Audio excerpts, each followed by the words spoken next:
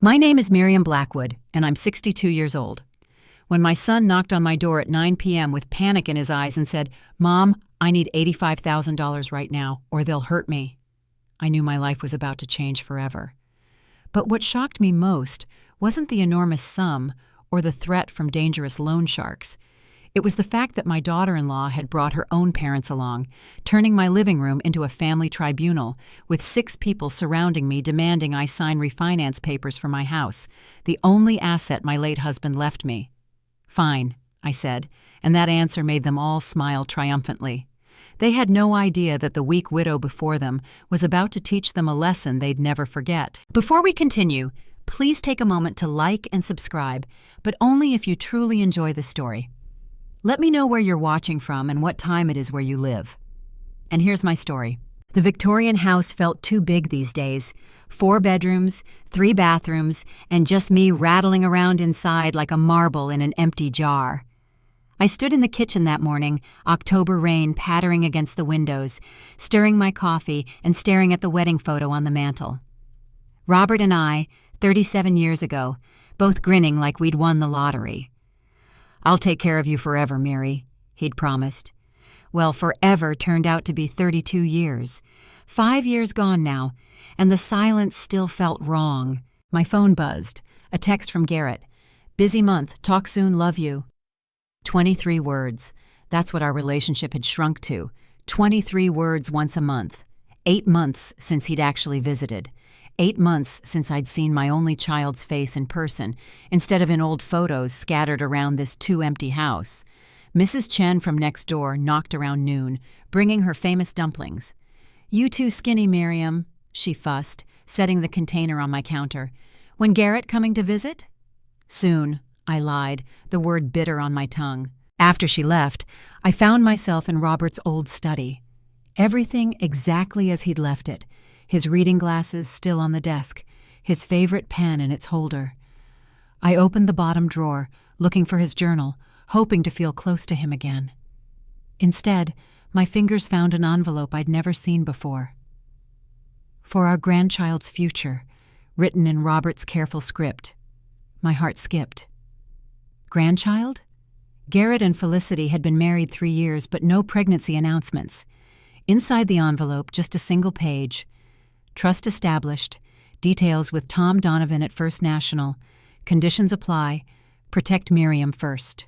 Tom Donovan, Robert's old law school friend, who now managed the downtown branch. What had Robert done? What conditions? I tucked the envelope into my pocket, planning to call Tom in the morning. The rain had turned into a storm by evening. I was settling in with a book and chamomile tea when the doorbell rang. 9 p.m. Nobody visited this late, especially not in this weather. Through the peephole I saw Garrett, soaking wet, his face pale and drawn. Behind him, Felicity, her usually perfect makeup smeared. My hands shook as I opened the door. Something was terribly wrong. "Mom, we're in big trouble," Garrett said, his voice cracking like he was 15 again, caught sneaking out past curfew. But he was 35 now, and the fear in his eyes was adult-sized. They dripped rainwater onto my hardwood floors as I ushered them inside. Felicity's hands trembled as she clutched her designer purse. The expensive one she'd bought last Christmas that had made Garrett wince when he saw the credit card bill. "Sit down," I said, grabbing towels. "Tell me everything." Garrett couldn't meet my eyes. It was Felicity who spoke first, her voice high and tight. "I made some mistakes, Miriam. Bad ones." "What kind of mistakes?" I kept my voice steady, but my stomach was already nodding. "Gambling," Garrett whispered. "She owes money. A lot of money." The number hit me like a physical blow. $85,000. $85,000 to what Felicity called private lenders, but what we all knew meant loan sharks. The kind of people who broke fingers first and asked questions later. "We've sold everything," Garrett continued, his words tumbling over each other. "Both cars, her jewelry, my watch collection. We're still $85,000 short, and they want it by Monday." "That's 3 days, Mom." 3 days. Felicity's phone buzzed. She glanced at it, and her face went even paler. "They're getting impatient," she said. Then she looked straight at me, and I saw something calculating behind the tears. Garrett told them about your house. You did what? I turned to my son, disbelief flooding through me. Mom, listen. He stood up, pacing now, running his hands through his hair. They said they'd hurt me. Actually hurt me. I had to tell them we could get the money. Your house is worth $450,000. If you refinance, pull out $85,000, we can pay them off. You'll barely notice the difference in payments. Refinance or they'll hurt me, Mom. Those were their exact words. The room spun slightly. This house, Robert's house, our house, the place where we'd raised Garrett, where Robert had died in his sleep 5 years ago. They wanted me to gamble it on Felicity's debts? Felicity was texting someone rapidly. She kept glancing at the clock on the wall, then at her phone, then at me. My parents are coming, she announced suddenly. They'll explain everything better. They're bringing someone who can help with the paperwork. Paperwork? I echoed. What paperwork? For the refinance, she said, as if it was already decided. They have a connection at the bank who can fast-track it. Within 20 minutes, my quiet living room was invaded. Harold and Denise, Felicity's parents, swept in like they owned the place. Harold, a real estate developer, who always looked at my Victorian house like he was calculating its resale value. Denise, perfectly coiffed, even at this hour, her lips pursed in permanent disapproval. Behind them, a man in a cheap suit carrying a briefcase. Miriam, Harold boomed, not bothering with pleasantries. We need to solve this problem quickly and quietly. This gentleman is Mr. Paulson, a financial advisor who specializes in emergency refinancing. 6 people now, all staring at me, all waiting. The walls felt like they were closing in. You have a responsibility to save your son, Denise said, settling onto my couch uninvited, her tone suggesting I was already failing as a mother. Family helps family. Mr. Paulson had already spread papers across my coffee table, documents with sticky notes marking where I should sign. He'd come prepared. They'd all come prepared. This wasn't a discussion. It was an ambush. The math is simple, Harold said, pulling out his phone to show me calculations he'd already done. Your house is worth $450,000, no mortgage remaining since Robert's life insurance paid it off. You refinance for $85,000. That's less than 20% of the value. Your monthly payment would only be about $400. Surely you can afford that on Robert's pension and Social Security. They'd researched my finances. They knew about Robert's pension. The violation of it made my skin crawl. This is insane, I said, but my voice sounded weak even to me. You're asking me to put my home at risk for gambling debts? Not gambling debts, Felicity corrected quickly. Investments that went bad. Anyone could have... Don't lie to me! The sharpness in my voice surprised everyone, including me. At least have the decency to tell the truth when you're trying to steal my home. Nobody's stealing anything, Harold said, his face reddening. We're trying to save your son's life, or don't you care about that? Garrett hadn't said a word. He sat hunched in Robert's old armchair, staring at his hands. My boy, who used to defend me against anyone, who once punched a kid for calling me fat in 3rd grade, couldn't even look at me while his in-laws dissected my life. Through the window, I caught Mrs. Chen peering from her porch, concern written on her face. I gave her a small wave. I'm okay, even though I wasn't. She hesitated, then went back inside. Good. I didn't need witnesses to this humiliation. The refinance papers are standard, Mr. Paulson spoke for the first time, his voice oily smooth. I can file them first thing Monday morning. The money would be in your account by Wednesday, Thursday at the latest. And if I say no? I asked. The room went silent. Felicity's phone buzzed again. She showed the screen to Garrett, who went even paler. They sent a photo, he whispered, of our house. They know where we live, Mom. They know where you live, too. Fear and anger warred in my chest. Fear was winning. These people, my family, had brought danger to my doorstep. And now they sat here, all 6 of them, waiting for me to capitulate. You're a widow living alone in a house too big for you anyway, Denise added, her voice dripping false sympathy. Maybe this is a sign it's time to downsize. After you help Garrett, of course. That's when I understood. This wasn't just about the $85,000. They saw my house, my independence, as excessive for an old woman.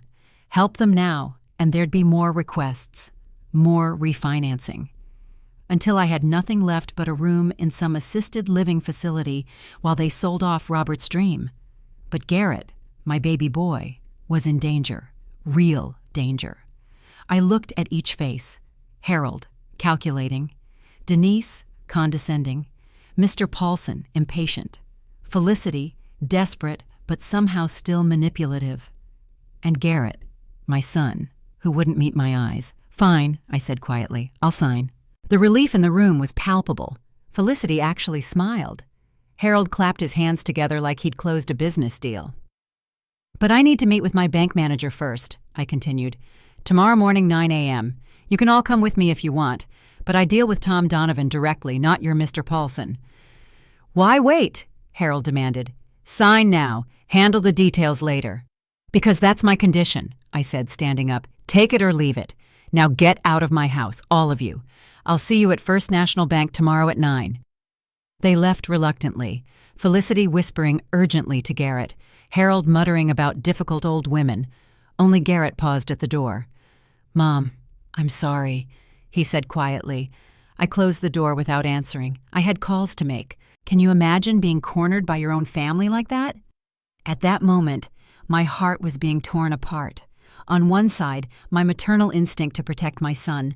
On the other, the promise I'd made to Robert about protecting this house. If you were me, what would you do? Sign immediately to save your child, or refuse and let him face danger? Please comment below. And if this story touches your heart, don't forget to like and subscribe to support me. Now, let me tell you what happened at the bank. The moment they left, I called Tom Donovan. It was past 10 p.m., but Tom had given me his personal number after Robert's funeral. "Call anytime, Miriam. I mean it." "Tom, it's Miriam Blackwood. I need your help. Robert mentioned you're keeping something important." There was a pause. "Can you come to the bank tomorrow morning?" 9 o'clock. "But Tom, there's more. My son and his wife will be there. They're trying to force me to refinance the house." "Force you?" His voice sharpened. "Miriam, are you safe?" "For now." "But Tom, what did Robert leave? He mentioned something about our grandchild's future?" Another pause, longer this time. "There's a trust, Miriam. A special one. Robert set it up 3 years ago, right after he was diagnosed. He had concerns about Felicity. He hired a private investigator." My heart stopped. "He knew?" "He suspected. Come tomorrow. Bring witnesses if you can. And Miriam, don't sign anything tonight, no matter what they say." After hanging up, I sat in Robert's study, reading through his journals. I'd avoided them since his death, too painful.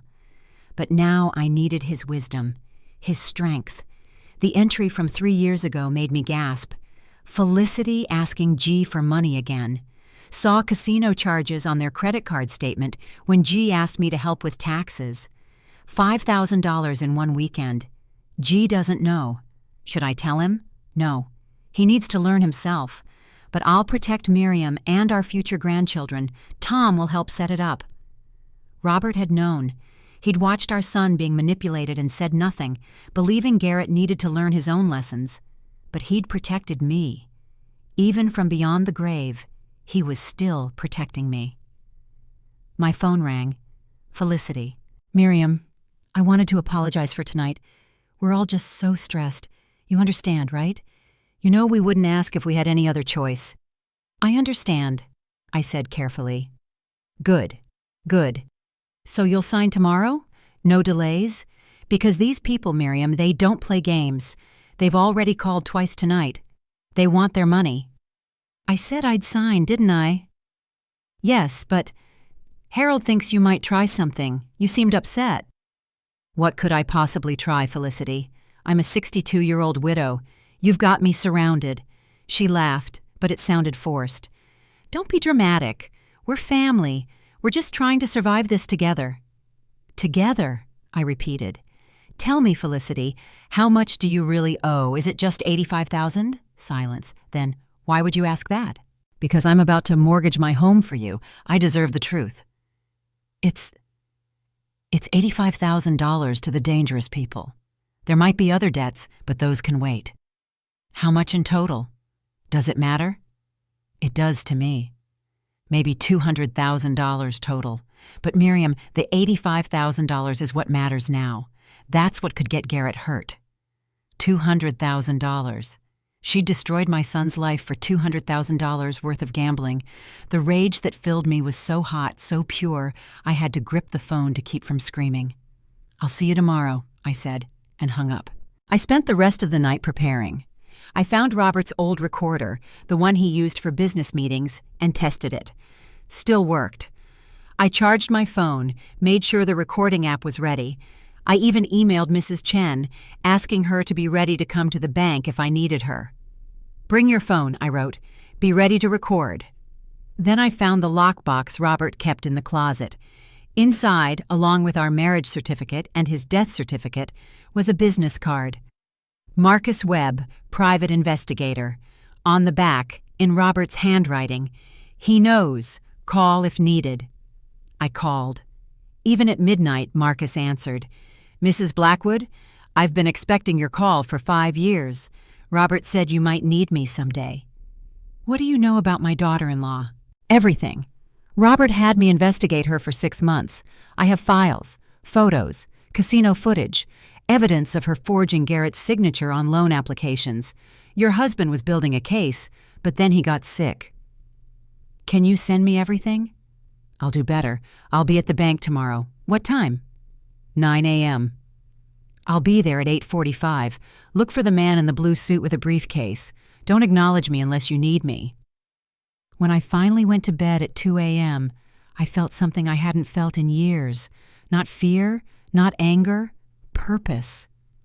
Robert had prepared for this. He'd seen it coming and set everything up. Tomorrow, I wouldn't just save my house. I'd save my son. But first, he needed to learn his lesson. They all did. They arrived at 7 a.m., 2 hours early. The doorbell rang insistently until I answered in my robe, hair still in curlers. "We need to talk strategy," Harold announced, pushing past me into the house. Behind him, Denise, Felicity, Garrett, and 2 people I didn't recognize. A woman in a severe suit and a younger man with a tablet. "This is Ms. Richardson, our financial advisor," Harold said, "and James, her assistant. They'll make sure the bank doesn't try to take advantage of you." Take advantage of me? The irony would have been funny if it wasn't so insulting. Felicity looked worse than yesterday. Her hands shook as she clutched her coffee cup, my coffee, from my kitchen, which Denise had helped herself to without asking. Garrett sat silent in the corner, dark circles under his eyes. "Show her the texts," Denise commanded Felicity. Felicity held out her phone. Messages filled the screen. "Time's running out. We know where your mother-in-law lives. Pretty house. Shame if something happened to it." "They're escalating," Harold said unnecessarily. "We need that money today." Ms. Richardson spread new papers on my table. "I've prepared everything. The refinance will be for $100,000, not $85,000. The extra $15,000 covers fees and gives you a cushion for—" "No!" The word came out sharper than intended. "I said $85,000, not a penny more." "Don't be stupid," Denise snapped. "You're already refinancing. Might as well make it worth it." "Whose worth? Yours?" The room went cold. Felicity's phone buzzed again. This time she gasped. "They're outside," she whispered. "They're watching the house." Garrett jumped up, peering through the curtains. "Black sedan across the street. It was there last night, too." Fear crawled up my spine, but I pushed it down. "Then we should get to the bank." "Sign here first." Ms. Richardson pushed the papers toward me. "Then the bank is just a formality." "No, I sign at the bank or not at all." Harold's face went red. "You stubborn old woman. Your son's life is at stake." "Which is why we're going to the bank," I said calmly, though my hands trembled as I went to get dressed. "You can all wait here or meet me there." In my bedroom, I texted Mrs. Chen. "Black sedan outside. If anything happens, call 911. She responded immediately. "Already took photos of car and license plate. Be careful." I dressed carefully. My best suit, the one I wore to Robert's funeral. If I was going to fight for my home and my son, I'd look respectable doing it. I slipped the recorder into my purse, made sure my phone was fully charged. When I came back out, they were all huddled around Felicity's phone. "They want to know why we're taking so long," she said. "Tell them we're going to the bank now," I said. "Tell them they'll have their money by noon." Garrett finally looked at me, really looked at me. "Mom, I'm sorry. I'm so sorry. I never wanted—" "Not now," Felicity cut him off. "We need to go." The drive to the bank was surreal. Harold insisted on driving me in his Mercedes, while the others followed. The black sedan followed us all. Harold kept checking his mirrors, sweat beading on his forehead despite the cool morning. "You know," he said as we pulled into the bank parking lot, "after this is over, you should consider selling the house anyway. It's too big for you. Denise and I know a nice senior community." "Harold," I said quietly, "after this is over, I don't want to see any of you again, except my son." He laughed. "You don't mean that. We're family now." The bank was just opening when we arrived, 7 people trooping in together. We must have looked like a mob. The security guard watched us carefully. I caught his eye and mouthed, "Help," but Harold's hand on my elbow steered me forward. Tom Donovan was waiting in the lobby, tall, distinguished, still looking like the successful lawyer he'd been before taking over his father's bank. His eyes took in the group, lingered on the way Harold gripped my arm. "Mrs. Blackwood," he said formally, "I've been expecting you. Shall we use conference room 3? "She needs to sign refinance papers," Harold announced. "We have our own advisor." "I'm sure you do," Tom said smoothly, "but Mrs. Blackwood banks with us. We'll handle any transactions, privately at first. Bank policy requires I speak with the account holder alone." "That's not necessary," Ms. Richardson started. "It's required," Tom said firmly. "Mrs. Blackwood, shall we?" I pulled free from Harold's grip. "Yes, the rest of you can wait here." "Mom," Garrett said suddenly, be careful." Strange thing to say to your mother in a bank. Unless he knew something, unless he suspected what was really happening. "I'm always careful, sweetheart," I said. "Your father taught me that." The moment the conference room door closed, I pulled out the recorder and the USB drive I'd prepared. "Tom, they're trying to rob me, all of them, even my son." Tom's professional mask slipped, revealing genuine anger. "I know. I've been watching the accounts. Felicity's been trying to access your information for months. We've blocked her every time." "There's a car outside. The loan sharks. They're threatening Garrett." "I saw. Security already has their license plate. Now let me show you what Robert left." He pulled out a thick folder marked Blackwood Trust and opened his laptop. 3 years ago, Robert established an irrevocable trust, $200,000, invested conservatively, now worth about $215,000 with interest. But here's the brilliant part, the conditions. I read through the document, my eyes widening. The money was designated for future grandchildren, but with a provision. If Garrett proved unworthy of fatherhood by endangering his family through criminal activity, addiction, or financial malfeasance, the trustee, me, could redirect the funds to protect the family's interests. Robert defined protecting family interests very broadly, Tom explained. It includes defending against financial predators, even if those predators are family members. He knew this would happen. He suspected. He also left this. Tom handed me another document. A private investigator's report on Felicity, casino surveillance photos, forged documents, evidence of 3 previous gambling-related debts Garrett had paid off without telling me. "This is dated 2 years ago," I said, stunned. "Robert updated it every 6 months until he died. The last entry is particularly interesting." Tom pointed to a highlighted section. "Felicity opened credit cards in Garrett's name without his knowledge. That's identity theft. A felony." My phone buzzed. "Felicity. What's taking so long? They're getting nervous." "Let them get nervous," Tom said. "Now, here's what we're going to do. You're going to agree to help them, but through the trust, not a refinance. The trust has provisions that require anyone receiving funds to sign extensive agreements that include fraud prosecution clauses." Will that scare them off? It should, but if it doesn't, we have Mr. Webb. Marcus Webb, he contacted me last night. Tom smiled. He's in the lobby, has been since 8:45, blue suit, briefcase. He has everything, photos, recordings, documents, enough to put Felicity in prison and implicate her parents for conspiracy. A knock at the door interrupted us. Harold's voice. Everything okay in there? We're on a schedule. 5 more minutes? Tom called back. Then quietly to me. You don't have to do this alone, Miriam. Robert made sure of that. He set up an entire network to protect you. Mr. Webb, me, even Judge Harrison, Robert's golf buddy, is aware of the situation. Judge Harrison? The one who handles financial crimes? The very same. He's expecting a call if needed. Tom pulled out a different set of papers. Now these are the real documents. Trust disbursement forms, not refinance papers. They look similar enough that your group out there won't notice immediately. But once they start reading the conditions, I studied the papers.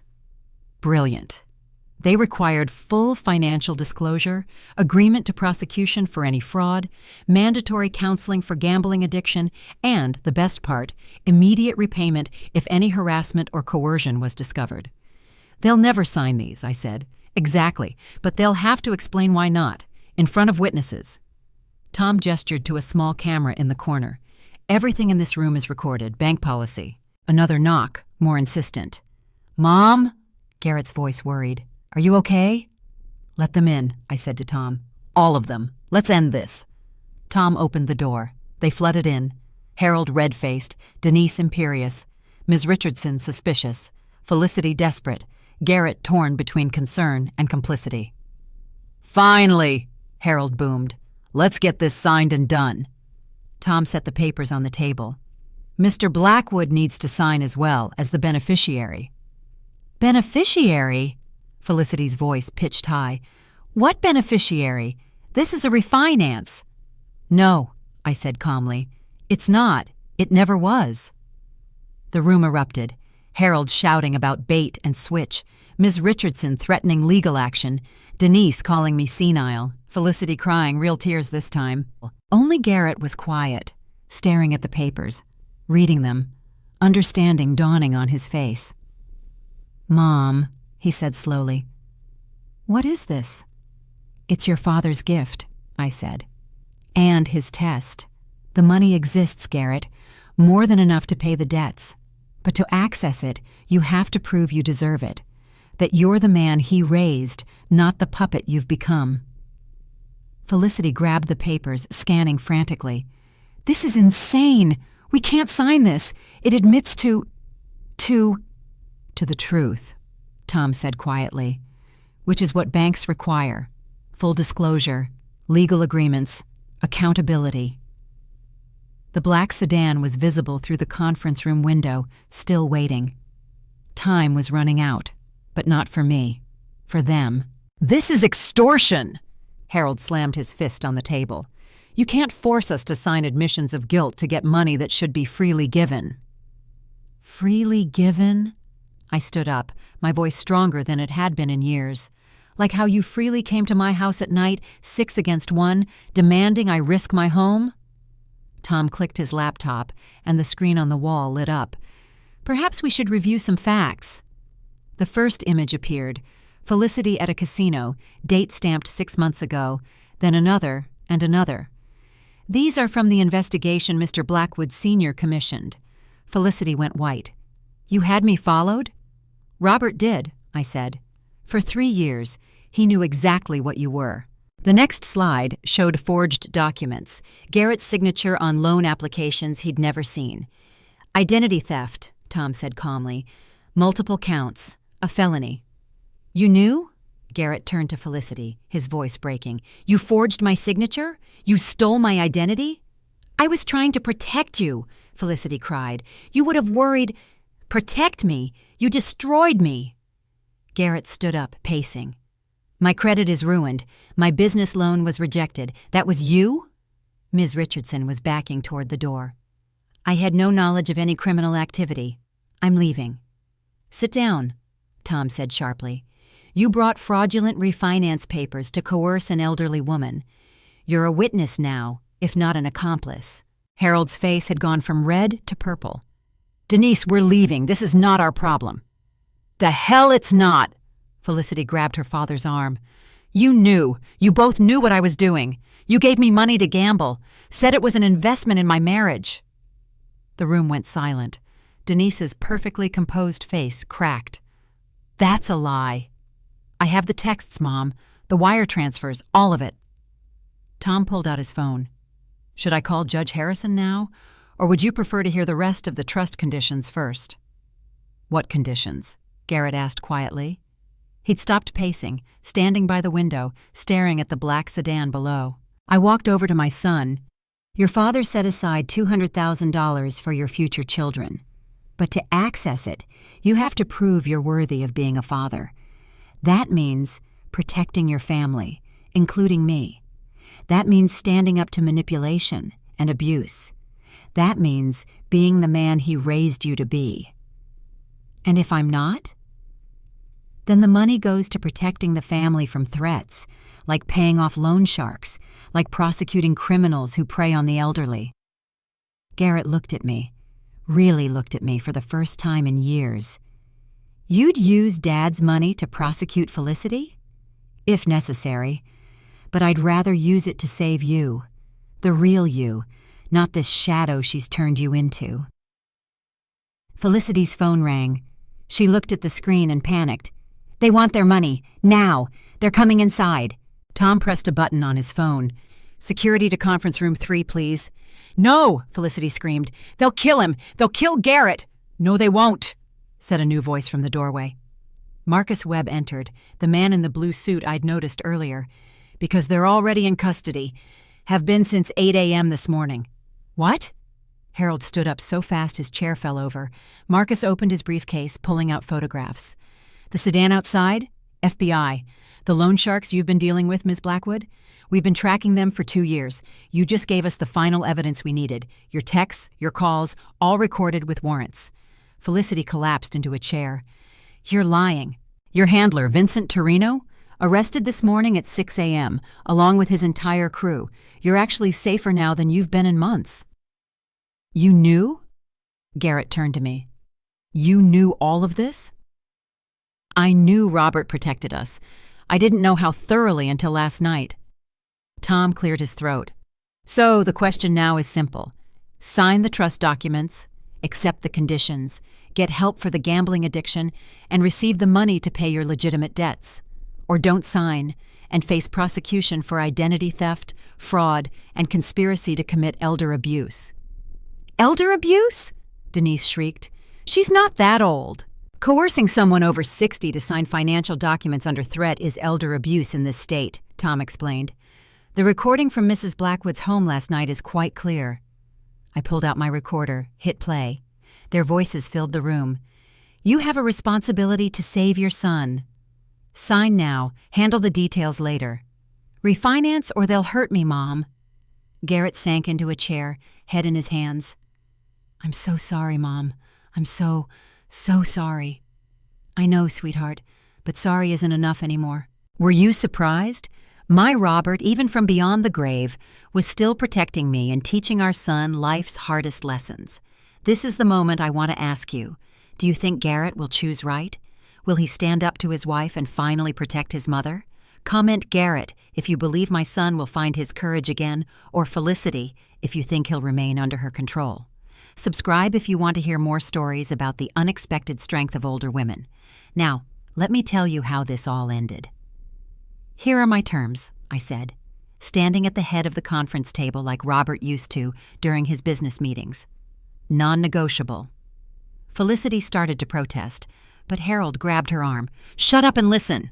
First, the $85,000 to pay off the loan sharks, even though they're arrested, will be paid to clear all debts in Garrett's name. Every credit card, every loan, everything Felicity opened fraudulently."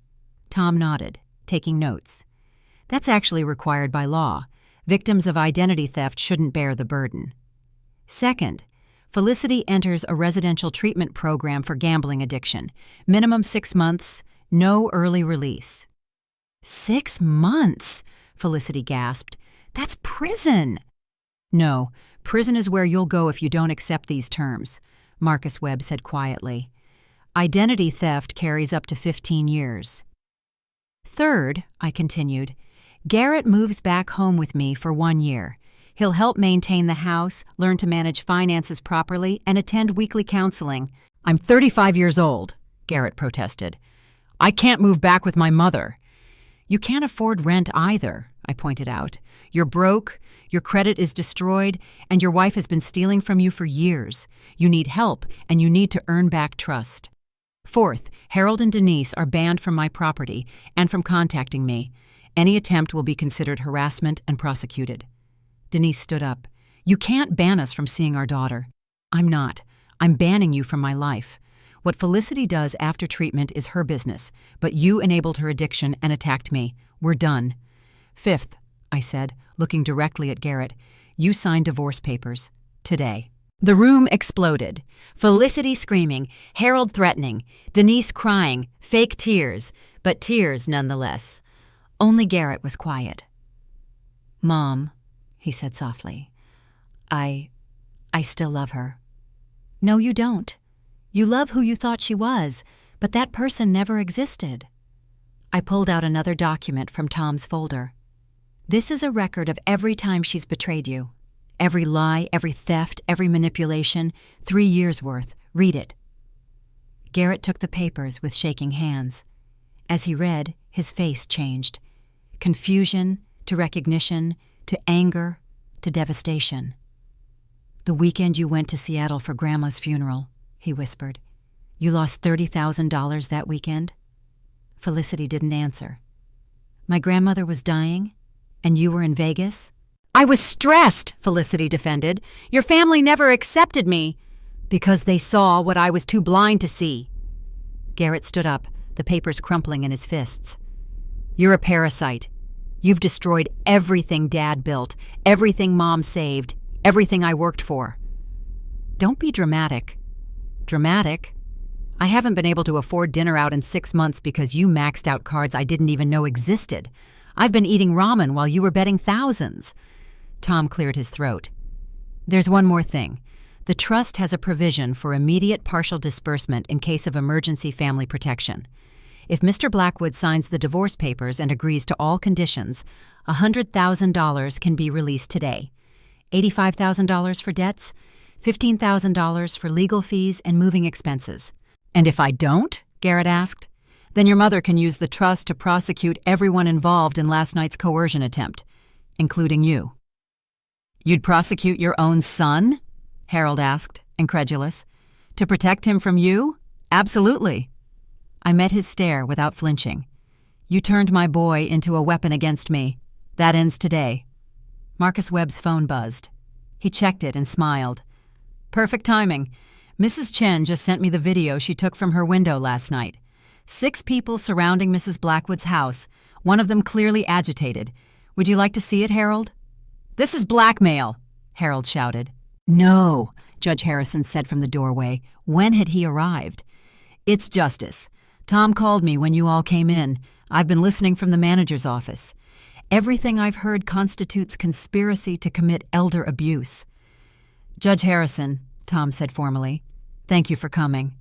Wouldn't miss it. Robert was a good friend. He'd be proud of you, Miriam.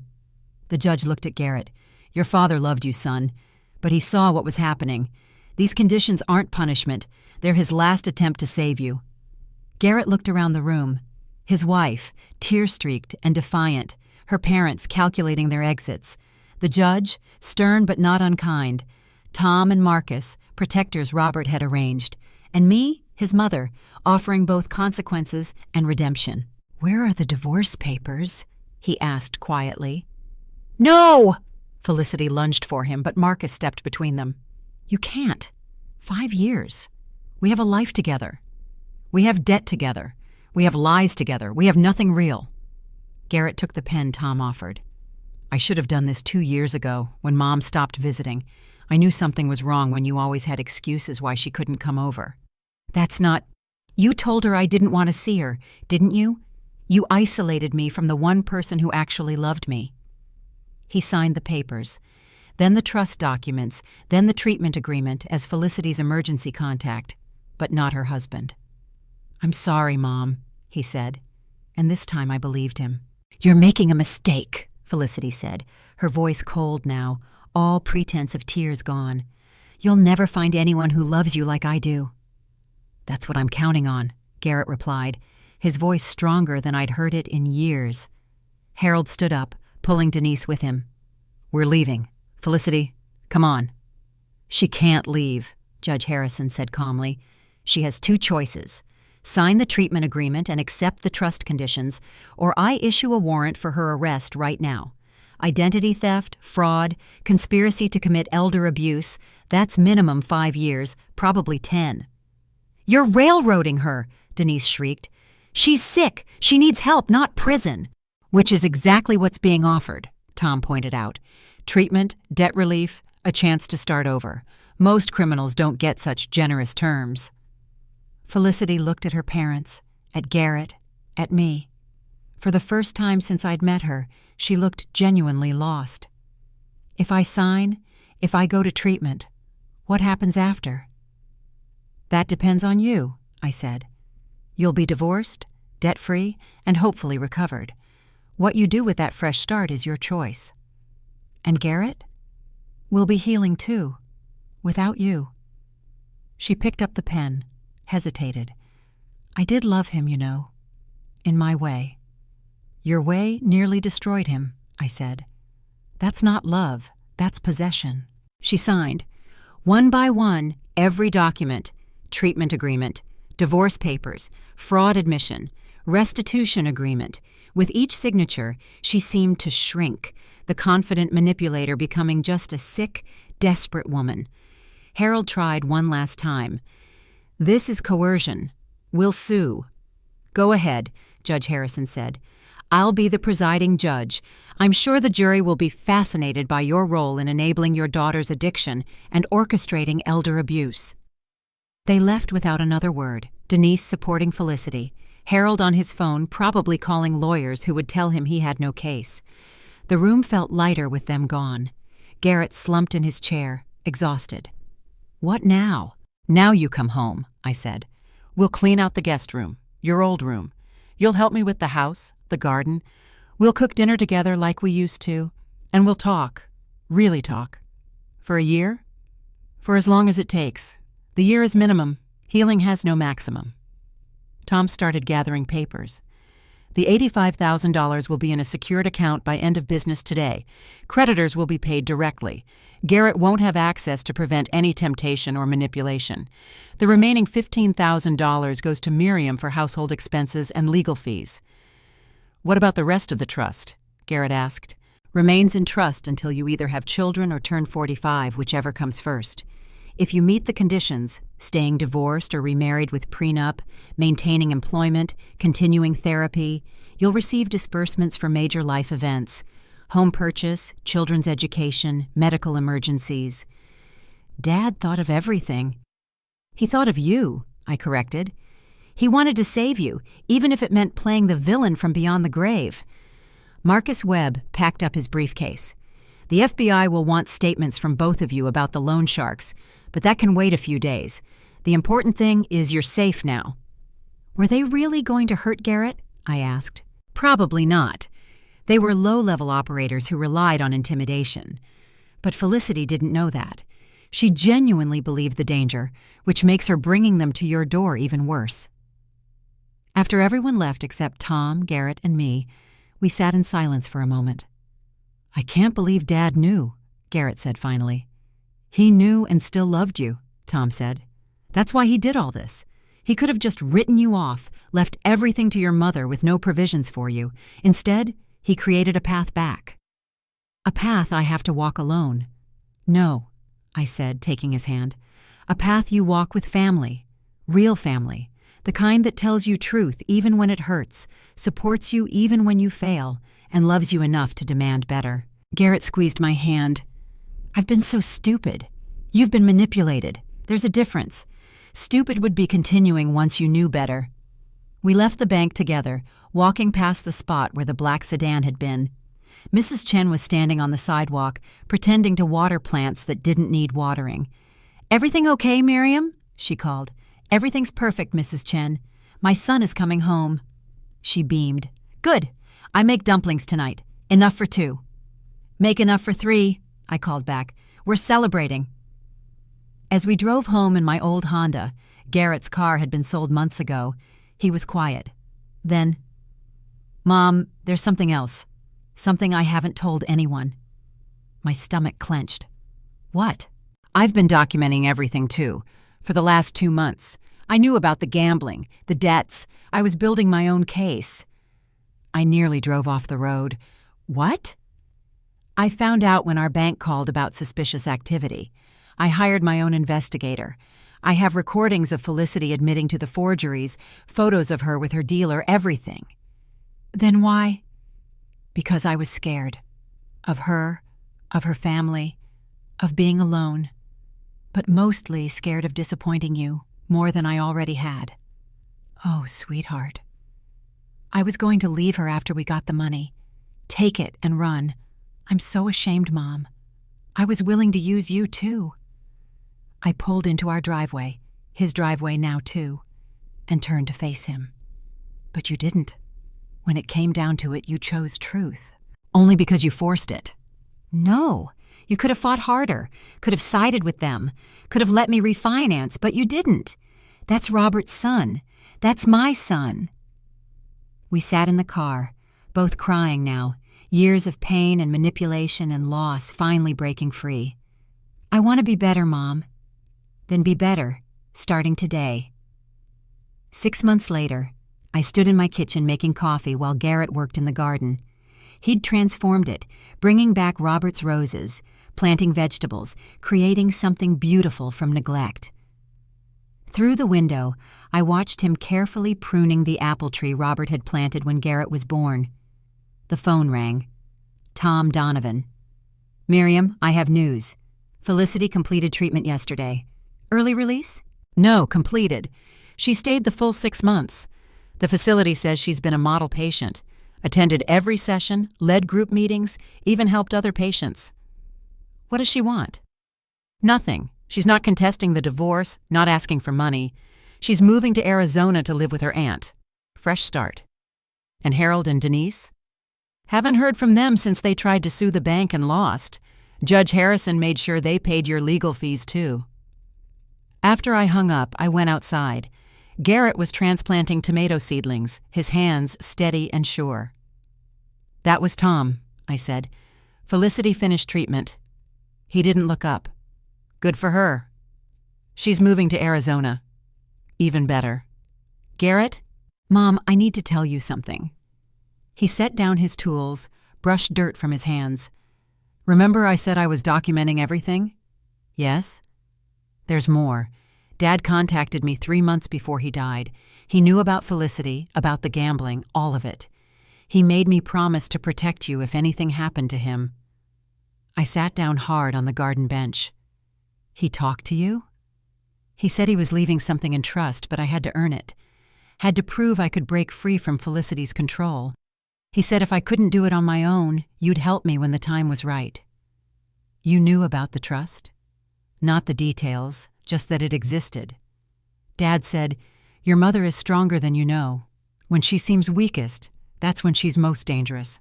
Learn from her.'" I laughed, surprising myself. "That sounds like Robert." "I failed him, Mom. It took me 2 years after he died to start fighting back, and even then, I was too weak to finish it alone." "You didn't fail him. You're here, aren't you? Working in his garden, living by his principles, becoming the man he knew you could be." Garrett knelt beside the bench, taking my hands. "There's one more thing. The investigator I hired, he found something else. Felicity wasn't just gambling, she was selling information." "What kind of information?" "About you? About the house? To developers. Harold wasn't randomly interested in you downsizing. He had a buyer lined up. They were going to force you out, sell the house, split the profits." The betrayal hit fresh, even after everything. "How long?" "Since before Dad died. They saw his obituary, knew you'd be vulnerable. The gambling debts were partly real, partly manufactured to create urgency. The loan sharks? Real. But Felicity owed them maybe $20,000, not $85,000. The rest was padding for Harold's development deal. I stood up, pacing the garden path. Does Tom know? I told him yesterday. He's adding it to the FBI file. Harold might face federal charges for conspiracy and fraud. Good. We worked in the garden together until sunset, not talking much, just being. As we headed inside, Mrs. Chen called over the fence. "Miriam, Garrett, I have news!" We walked over. She was practically bouncing with excitement. "My niece, she's a lawyer. She saw the news about Harold's arrest. He's been doing this to other widows. 7 cases. You started something big, Miriam." That night, over Mrs. Chen's dumplings, Garrett showed me his documentation. Recordings, photos, emails, meticulous evidence of years of manipulation. "Why keep all this if you weren't going to use it?" I asked. "Insurance. If something happened to you, I wanted proof of what they'd done. I may have been weak, but I wasn't going to let them destroy you completely." "You were protecting me even while enabling them?" "Poorly, but yes." "Oh, Garrett. I know it doesn't make sense. Nothing about that time makes sense. I was drowning and pulling you down with me, but still trying to throw you a life preserver. That's the most accurate description of addiction I've ever heard." "I wasn't the addict." "Weren't you? Addicted to her approval, her manipulation, the drama?" "Addiction isn't just about substances, sweetheart." He considered this. "Dr. Martinez said something similar in therapy." "You're going to therapy?" "Twice a week. Started the day after the bank meeting. I have a lot to unpack." We cleaned up dinner together, fell into the easy rhythm we'd developed over the months. As I was heading to bed, Garrett stopped me. "Mom, thank you." "For what?" "For being exactly who Dad said you were. Strongest when you seemed weakest. Most dangerous when cornered." I was terrified the entire time. "But you didn't let it stop you. That's real strength." I hugged my son, feeling him solid and present in a way he hadn't been in years. "Your father would be so proud of you." "I hope so. I'm trying to be someone he'd recognize again." "You already are." 1 year later, Garrett moved into his own apartment, debt-free, credit rebuilding, working as a financial counselor, helping gambling addicts and their families. He still came for dinner every Sunday, helped with the garden, called every day. The house no longer felt empty. It felt like a fortress that had weathered a siege and stood strong. Robert's presence was everywhere. In the garden Garrett restored, in the trust that saved us, in the lessons that finally took hold. Sometimes, late at night, I'd find myself in Robert's study, reading his journals, understanding now what he'd seen, what he'd prepared for. "You did it, my love," I'd whisper. "You saved us both." And I swear sometimes I could feel him smiling. And that's how I protected my home and taught my son the lesson about courage and self-respect. Do you think I did the right thing? If you support a mother setting boundaries and teaching hard truths, comment Team Miriam below. If you think I was too harsh, comment too cruel. Subscribe for more stories about the unexpected strength of older women. And remember, true love isn't giving endlessly. It's teaching those you love to stand strong on their own.